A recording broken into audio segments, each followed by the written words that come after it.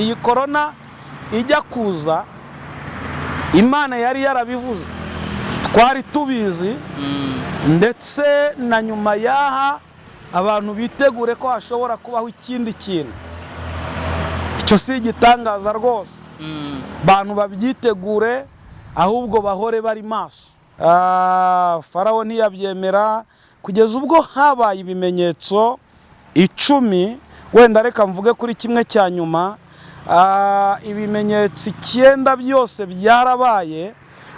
Farawo uyu ntiyemera, ariko igihe cya nyuma Imana ibwira Mose, iramubwira ngo genda ubwire Farawo, umubwire ngo hasigaye kimwe, reka mbwire abantu nanjye baduteze amatwi ko igihe cyo kwambuka kigeze, ko igihe cyo kwambuka, ko igihe cyo kuva hakurya ya Yorodani, cyo kuva mu bunyage kigeze.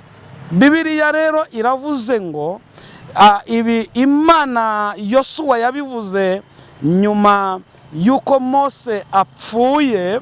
Twongeye kubaha ikaze inshuti bakunzi Umubavu TV Gospel, nizere ko mukomeje kugira ibe byiza cyane. Mwese mwamajije gukora subscribe kuri YouTube yacu, hanyuma kandi namwe mukunda gusura ibikorwa tubagezaho, yaba ibiciye ku mavu.com no ku Mavu TV online. Turabashimiye cyane rero ko mwese mwamajije kubitwereka ko muri inshuti zakadasohoka. Nkuko rero muri kubibona ku Mubavu TV Gospel, turi kumwe n'umutumirwa ni Pasteur Xavier. Abantu mwakunze kumubona cyane cyane ku Mubavu.com, mukunda kumubona mu bikorwa twagiye dukorana bitandukanye byivuga butumwa, aho akunze kuba yigisha ijambo ry'Imana, naho yabaga ari kubwiriza twabaga duhari. Turagira ngo none hasuhuze abakunzi b'Umubavu TV Gospel. Turabashuhuje abantu bateze amatwi Umubavu TV Gospel, tubifurije umugisha w'Imana. Turabashimiye namwe kudutumira. Nkuko mwabyumvise ni Revera Pasteur Uciyimihigo Xavier. Uciyimihigo Xavier niwe tugiye kuganira. Mbere yuko wenda tuganira ku bindi bitandukanye, Xavier, Revera Pasteur Xavier Uciyimihigo, nagira ngo use nk'uwibwira abadukurikiye muri kano kanya mu buryo bwo kubaha ubuhamya. Ubundi ubuhamya bwawe ni ubuhe? Umuntu abwumvishe nk'umuntu ukunda kumva ubuhamya bw'abantu, ni iki wamwibwiraho ku buhamya bwawe? Ndafite ubuhamya bwinshi. Abantu benshi bamwe bamaze igihe babaza Pastor Xavier yagiye he, abandi bati yarapfuye, abandi bati baramufunze, abandi bati nta gikorera mu Rwanda. Ariko ndagira ngo mbwire abantu ko Pastor Xavier ndahari, ndi umugabo, ndubatse. Bamwe duherukana ndi umusore, abandi duherukana maze gushaka. Uyu munsi rero reka mbwira abantu bankurikiye banteze amatwi ko Pastor Xavier ubu twarungutse, twarabyaye. Ngira ngo twarabibabwiye, twarabyaye, dufite umuhungu mwiza cyane. Njya nkunda kumva abakobwa bavuga ngo babuze abagabo. Uwanjye nabyaye umuhungu. Umukobwa wese wumva ari tayari kuba yashaka umugabo anyureho, inkwano bazayinywa mu madolari. Ngewe inkwano y'umwana wanjye, umuhungu wanjye, cyangwa niwe uzakwa amadolari. oya umuhungu wanjye nge bazamukwa, abakobwa nibo bazamukwa, kandi ni mu madolari cyangwa mu mayero. Rero turabashimiye nyine kudutumira. Pastor Xavier, ntuye muri Kigali hano ku Gisozi. Ndi umugabo, ndubatse, ngira ubuhamya bwinshi. Ntabwo nzi rero ubuhamya mushaka ko navuga ari ubuhe. Reka turebe ubwafasha abantu muri ibi bihe turimo. Muri ibi bihe bya korona turimo, niba ntago nzi aho nabuhera, ariko reka ntangire nshima Imana.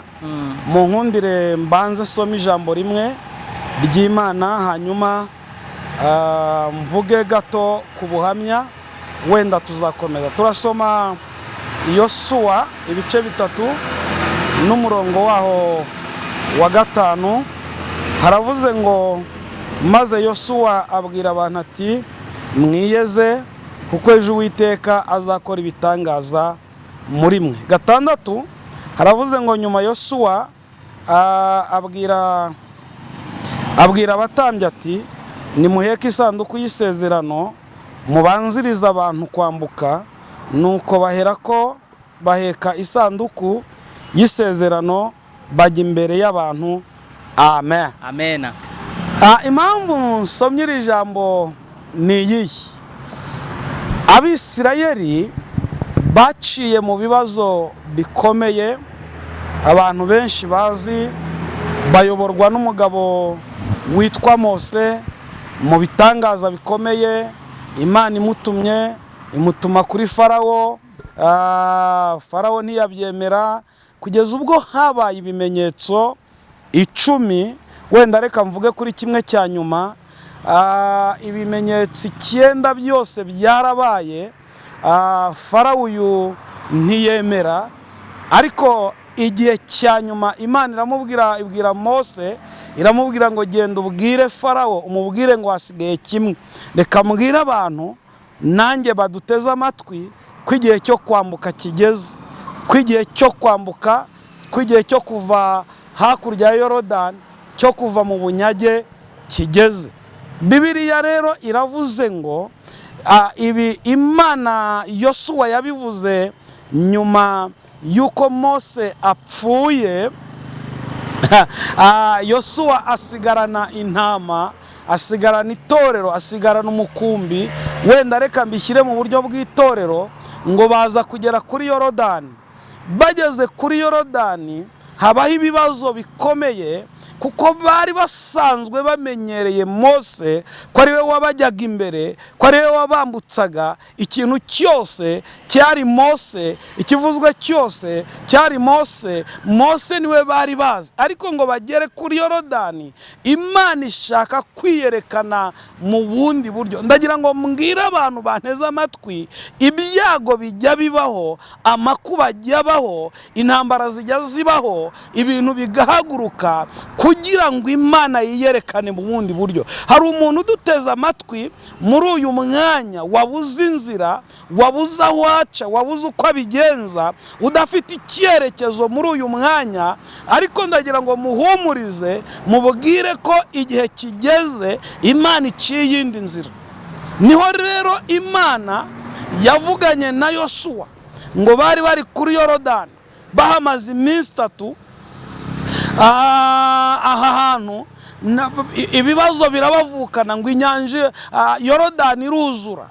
Yorodani yuzuye, Bibiliya iravuga ngo abantu batangira kwivovota, batangira kwitotombera Yosuwa bati yaba Mose, iyaba ari we tuba twambutse, biba bigenze neza. Ariko ndagira ngo mbwire abantu baduteze amatwi ko Imana ifite iyindi nzira igiye guca kugira ngo ibakure mu magorwa barimo, ibakure mu bibazo barimo, ibakure mu bigeragezo n'ibi byago. Amen.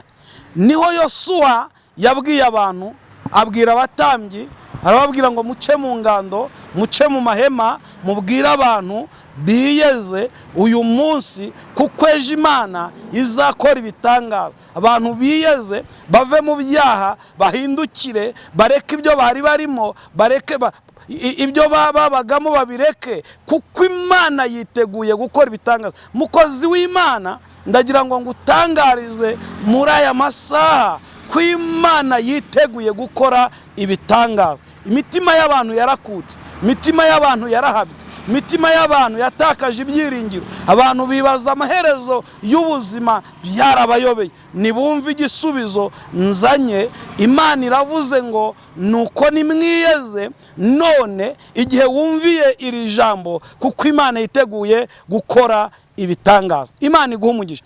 Rero ubuhamya numva naho abantu, ni ubuhamya bwo muri iki gihe cya korona. Njyewe nabonye Imana, kandi twasenze Imana, tubwira Imana ngo nikora imirimo n'ibitangaza, niyiyerekane. Imana iriyerekana, twarayibonye, n'uyu munsi iracyagaragara kandi yiteguye gukora imirimo n'ibitangaza ku bantu bayishaka. Rero ndaza kugusaba wenda urambaza icyo ukeneye ko mvugaho nk'uko wari ubivuze. Wenda icyo nashaka kugira ngo tuganireho nyuma y'iryo jambo ryiza utugejejeho ni ukugira ngo utubwire ese uri umwe mu bantu bafungiye amatorero muri ya nkubiri yabaye yo gufunga amatorero kugabanya ubwinshi bwayo. Bigaragara ko nyine bafunze itorero, ubuzima bwari busa nkaho nyine akenshi ubuzima bw'umupasiteri buba buri ku bakristo, ari buri mu rusengero. Nyuma ya ndagira ngo duhe ubuhamya bunikubitiramo corona kuba byarakomeje n'ayandi matorero n'ayandi yose yari asigaye agafunga. Dusa nk'uduha ubuhamya tubwire. Urakoze cyane Pastor Xavier. Ubuzima bwanjye hafi ya bwose nabushyize mu murimo w'Imana. Ubutunzi bwanjye hafi ya bwose mbushyira mu murimo w'Imana.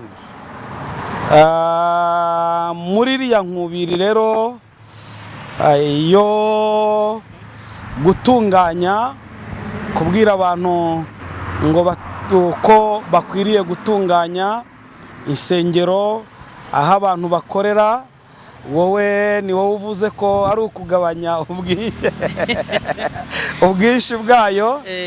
Tewo, ndagira ngo nkubwire ko nta bwinshi bw'itorero cyangwa bw'amatorero bubaho. Njye ntago nemeranya nawe. Icyo wakora cyose, icyo ukinyemeze, ntabwo nshobora, nubwo wamfatiraho icyuma, sinshobora kukwemerera ko habaho ubwinshi bw'itorero. Nakubaza ngo ese ari amakabari n'insengero, icyinshi ni ikihe? Wenda ntabwo nzi uko wansubiza, ariko nkurikije uko ibintu biri, uko mbibona nka Pastor Xavier, njyewe ntago nemeranya nawe ko insengero zafunzwe kugira ngo zigabanywe kuko ari nyinshi. Ntabwo insengero none Pastor, ubona ari iyihe mpamvu yatumye bazifunga? Ni iyihe mpamvu? Impamvu leta yaduhaye, batubwiye ko ari ugutunganya insengero. Nzi kandi nabonye. Hanyuma Pastor, birumvikana bamaje kuzifunga kuriya no gusaba ko abantu bakora insengero neza, nk'icyifuzo cyari gitanzwe, kuko banavugaga ko abantu bashobora kuvugurura insengero, Imana atari ikwiye kuba ahantu habi. Niyo message yatambukaga. Bigaragara ko hari amatorero atarakozweho, hari n'ayakozweho, namwe murimo. Nizihe ngaruka byabagizeho? Ingaruka mbere na mbere byatugezeho, ndavuga mu ruhande rwanjye, habayeho gutatana kw'intama. Habayeho gutatana kw'intama, kandi uraza kumbaza ngo ese wenda ikibazo abapasiteri bagize cyo gutatana kw'intama ko bagiye mu zindi nsengero. Ndaza kukubwira ko amasoko ni menshi, ariko buri wese ahahira mu isoko ashaka. Ingaruka ya mbere yabaye ku bapasiteri cyangwa kuri nge mu bagezweho n'icyo kintu, ni ubukene. Yes, ni ubukene, kuko biragoye gutangira ikintu imyaka 4, 5, 6, mu gitondo bakakubwira ngo barabihagaritse.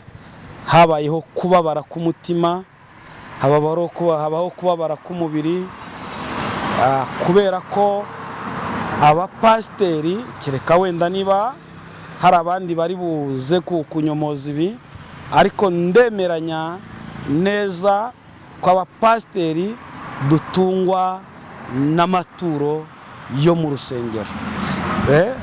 Bibiliya niko ivuga, irabitwemerera, dutungwa n'amaturo, dutungwa n'icyacumi. Ibyo nibyo byo kurya byacu, aho niho dukura. Wenda reka nivuge hataza kugira umupasiteri uvuga ko nabavugiye ibitari byo. Pastor Xavier n'uyu munsi kandi ntungwa n'amaturo, ntungwa n'icyacumi. Nge nta kandi kazi kandi ngira, akazi kanjye nako kuba umushumba. Nta n'akandi wama ngo nkakwemerere, akazi kanjye nako kuyobora itorero no guha abantu, kubabwiriza ubutumwa bwiza bw'ubwami kugira ngo bakizwe bazajye mu ijuru. Hanyuma rero nabo bagatunga umushumba Pastor Xavier. Wenda Pastor, uravuga uti cyatugizeho ingaruka ni ugutatana kw'intama, ni ubukene, unagaruka kuvuga uti n'ubundi abapasiteri dutungwa n'amaturo yo mu rusengero. Nyuma rero mwabigenje mute bamaje kubasaba ko mukora amasuku mu nsengero? Mwarabikoze cyangwa mwatereye hagati muri ryinyo? Urambaza mu ruhande rwa Pastor Xavier? Mu ruhande rwa Pastor Xavier nkamwe. Okay. Twagerageje ibyo bari badusabye, twarakodeshaga,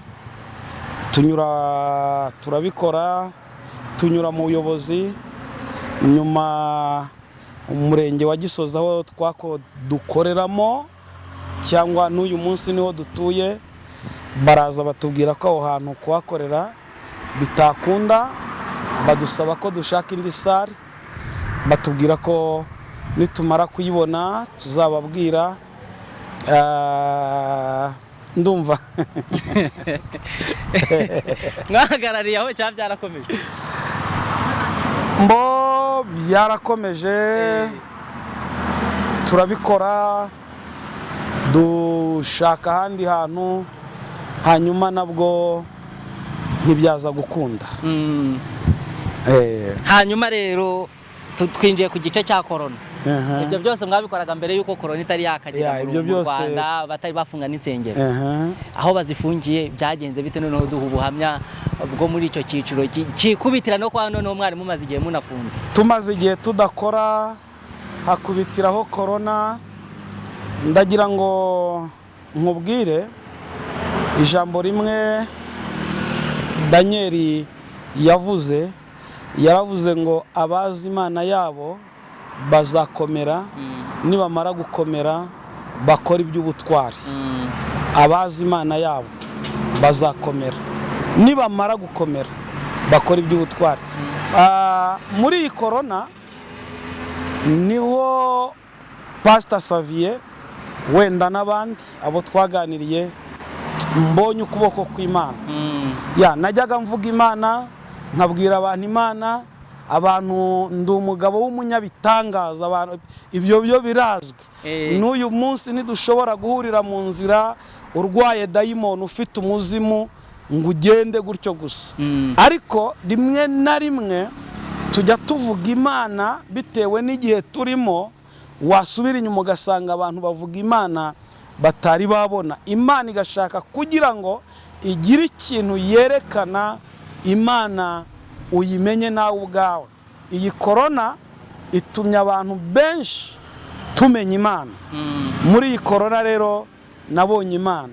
Ndashimira abantu bambaye hafi muri iyi korona. Nawe urabibona ko nsa neza, urabibona ko mbyibushye, urabibona ko ndya, ibintu bimeze neza. Nabonye Imana muri iyi korona. Ariko attention, wampamagaye ngo tuganire, wadusuye ngo tuganire. Ndagira ngo nkubwire ko muri iyi korona abantu barakubititse. Abantu barakubititse, abantu barasebye, ariko abazi Imana